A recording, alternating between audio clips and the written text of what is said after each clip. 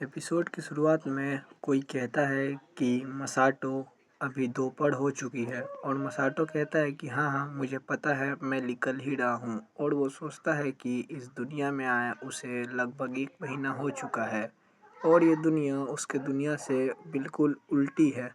पहले जिस दुनिया में मसाटो था उस दुनिया में उसने हाल ही में कोई स्कूल ग्रेजुएट किया था और वो अपने कॉलेज की तैयारी कर रहा था। जब वो ये इस दुनिया में आया तब शुरुआत में तो उसके बहुत ज़्यादा मुश्किल हुई, मगर अब उसकी ज़िंदगी आसान हो चुकी है। जब वो इस दुनिया में आया था तो उसकी मदद आयका ने की थी। वो उससे थोड़ी बड़ी है और वो कहती है कि तुम्हारी शिफ्ट है तो आज 6 बजे शॉप के अंदर आ जाना। और वो सोचता है कि जब मैं इस दुनिया में आया था तो पहली इंसान जिन्होंने मेरी मदद की थी, और हाँ ये शादीशुदा है मगर किसी वजह से ये अपने हस्बैंड के साथ नहीं रहती है। आयका कहती है कि तुम्हें अपने काम को लेकर इतना टेंशन लेने की ज़रूरत नहीं है, अगर तुम काम से पहले इतना थके रहते हो तो मसाटो कहता है कि नहीं, मैं बस जाने से पहले थोड़ा एक्सरसाइज करता हूँ। आयका पूछती है कि क्या तुमने अपने कॉलेज के अंदर कोई दोस्त बनाए? तब मसाटो कहता है कि हाँ शायद से। तो उसे ये चीज़ सुनकर बहुत अजीब लगता है और वो कहती है कि किसी भी चालाक लड़की को खुद को बेवकूफ़ बनाने मत देना, और अगर तुम बाहर रात के लिए रुकोगे तो मुझे बता देना, और कभी भी किसी लड़की को अपने आसपास आने नहीं देना जिसके इंटेंशन गलत हो।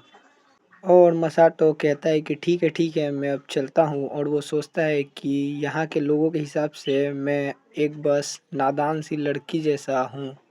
कॉलेज आने के बाद वो देखता है कि उसके फ्रेंड कोमी ने उसके लिए एक सीट को खाली रखा है। वो कोमी को शुक्रिया कहता है उसके लिए सीट बचा के रखने के लिए, और कोमी कहती है कि कोई बात नहीं, मैं ये तुम्हारे लिए हमेशा कर सकती हूँ। और मसाटो सोचता है कि कोमी एक बहुत अच्छी दोस्त है जो उसे मिली है। कोमी मसाटो को पिंच कर कर कहती है कि क्यों ना हम साथ में लंच करें, क्योंकि मैंने तुम्हारे लिए एक सीट को रखा था। मसाटो सोचता है कि कुमी कितनी ज़्यादा क्यूट है और उसे याद आता है कि नहीं, वो लंच नहीं कर सकता क्योंकि उसके शिफ्ट है आज। तो वो कहता है कि मैं आज तुम्हारे साथ लंच नहीं कर सकता, मुझे आज जॉब पर भी जाना है। तो वो कहती है कि ओ चलो ठीक है।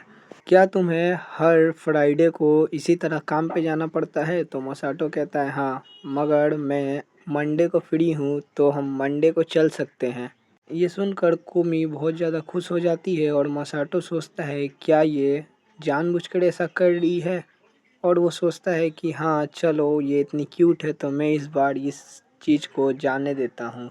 मसाटो सोचता है कि अगर ये मेरी पुरानी दुनिया होती तो मैं शायद से कुमी के आसपास भी नहीं जा पाता। वो बहुत ज़्यादा फेमस होती है अपने लड़कों और लड़कियों में स्कूल के अंदर। और वो सोचता है कि मैं कुमी के बारे में ज़्यादा तो नहीं जानता, मगर मुझे ऐसा लगता है कि उसके और दोस्त भी उसके साथ क्लासेस को लेना चाहते होंगे।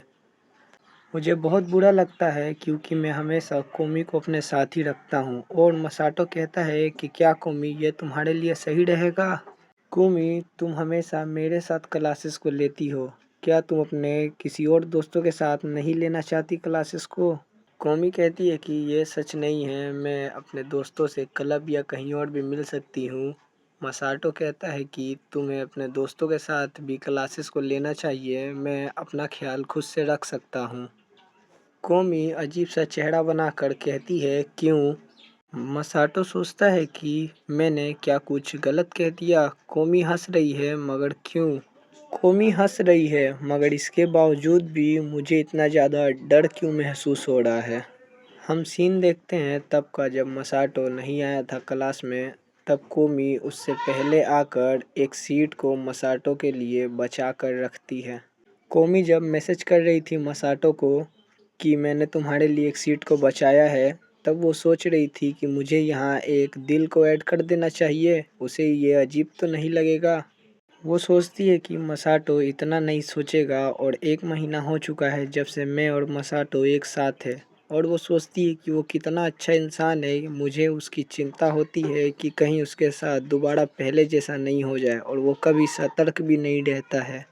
सोचने पर यह नामुमकिन लगता है, मगर उसकी अच्छाई ही थी जिसकी वजह से मैं उसके पास आ पाई थी। अगर पहले की तरह कोई चालाक कुतिया उसे दोबारा से बेवकूफ़ बनाने की कोशिश करेगी, मुझे उसे बचाना होगा। कुमी सोचती है कि मुझे ज़्यादा से ज़्यादा मसाटो के साथ रहना होगा और एक दिन हम दोनों एक कपल ज़रूर बन जाएंगे। और ये सोचने के बाद वो शर्माने लगती है और कहती है नहीं नहीं ये सब मजाक है। जब मसाटो उसे एक थैंक यू का इमोजी भेजता है तो कोमी को लगता है ये बहुत क्यूट है। वो सोचती है कि हम दोनों को साथ रहते हुए बहुत समय हो चुका है, क्या मुझे उसे प्रपोज कर देना चाहिए। वो चाहती है कि मसाटो उसका बॉयफ्रेंड बने, मगर वो ये नहीं चाहती कि उन दोनों का जो रिश्ता अभी है वो ख़राब हो जाए। तो वो सोचती है कि मुझे धीरे धीरे अपने चीज़ों को आगे ले जाना होगा। कोमी सोचती है कि मैं मसाटो से पूछूं कि क्या वो मेरे साथ डेट पे चलेगा, मगर वो ये भी सोचती है कि उसे बहुत चीज़ों का ध्यान रखना होगा कि वो उसे कब बोलेगी या फिर कब उसको कौन सा खाना के लिए पूछेगी और कहाँ घुमाने ले जाएगी। ये सब सोच सोच के वो बहुत ज़्यादा शर्मा रही होती है। वो सोचती है कि मसाटो को कोई क्लू दिया जाए कि वो समझे कि मैं उसे पसंद करती हूँ, और वो पूछती है उससे क्या तुम मेरे साथ खाना खाने के लिए चलोगे। और वो ये भी सोच रही थी क्या ये थोड़ा ज़्यादा हो जाएगा, वो ये सुनकर चौंक तो नहीं जाएगा। और वो जब पूछती है कि तुम मेरे साथ खाना खाने के लिए चलोगे तो मसाटो कहता है कि नहीं मुझे शिफ्ट पे जाना है। तो वो कहती है कि क्या तुम दूसरे मंडे को फ्री हो। तब मसाटो मान जाता है कि हाँ मंडे को हम चल सकते हैं। तब वो बहुत ज़्यादा खुश हो जाती है। कुमी बहुत ज़्यादा खुश थी कि उसने पहले से रेस्टोरेंट के अंदर रिजर्वेशन कर लिया था, और वो अब सोचती है कि मुझे पहले क्या पूछना चाहिए कि हम शॉपिंग पे चले कि कोरियो के। और वो सोचती है कि मुझे डायरेक्ट पूछ ही लेना चाहिए मसाटो से कि वो कहाँ जाना चाहता है।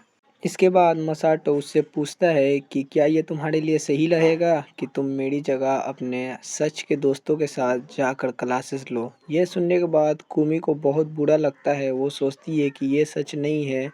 कुमी बहुत ज़्यादा सोच रही थी कि क्या मसाटो मेरे साथ क्लासेस को नहीं लेना चाहता है, वो मुझसे खुद को दूर क्यों कर रहा है। तब मसाटो कहता है कि मैं अब अपने आप खुद को संभाल सकता हूँ, तो तुम्हें अपने फ्रेंड के साथ भी क्लासेस को लेना चाहिए। कुमी बहुत भारी आवाज़ में कहती है क्यों। तब मसाटो कहता है कि मुझे लगा था कि तुम अपने दोस्तों के साथ भी क्लासेस को लेना चाहती हो और तुम बस मुझे बता नहीं पा रही हो। और कुमी सोचती है कि क्या तुम मेरे साथ क्लासेस को लेना पसंद नहीं करते। और वो सोचती है कि नहीं नहीं मैं इसे ये नहीं कह सकती। कुमी कहती है एक भारी आवाज़ में क्या तुम दूसरी लड़कियों के साथ क्लासेस को लेना चाहते हो। और वो सोचती है कि नहीं मुझे खुद से दूर मत करो, मैं सच में तुम्हारे साथ ही रहना चाहती हूँ। कुमी बहुत उदास हो जाती है और कहती है कि नहीं मुझे खुद से दूर मत ढकेलो। और इसके बाद मसाटो कहता है कि नहीं मेरा ये मतलब नहीं था। मसाटो कहता है कि नहीं ऐसा नहीं है, मैं सच में बहुत ज़्यादा खुश हूँ कि तुम्हारे जैसी एक खूबसूरत लड़की मुझे अपने साथ क्लासेस लेने देना चाहती है, और वैसे भी मेरे कोई दोस्त नहीं है। कुमी सोचती है कि क्या मसाटो ने मुझे सच में एक खूबसूरत लड़की कहा, क्या इसे लगता है कि मैं इतना खूबसूरत हूँ। तो मसाटो कहता है कि हाँ तुम बहुत क्यूट हो कुमी, क्या तुम्हें अपने अंदर थोड़ा और विश्वास नहीं रखना चाहिए। ये सुनकर कुमी बहुत ज़्यादा शर्मा जाती है कि मसाटो ने उसे सच में क्यूट कहा। ये सुनकर मुझे बहुत अच्छा लग रहा है क्योंकि ये उस इंसान ने कहा है जिसे मैं पसंद करती थी और करती हूँ। क्लास ख़त्म होने के बाद मसाटो अपने घर चला जाता है और कुमी की एक फ्रेंड कुमी के पीछे से आकर उसे हक करती है और कहती है कुमी तुम किसके साथ थी। और वो आकर कुमी से मजाक करने लगती है और कहती है कि तुम तो सच में उसके प्यार में गिर चुकी हो। और कुमी इसे मना करते हुए कहती है कि नहीं ऐसा नहीं है।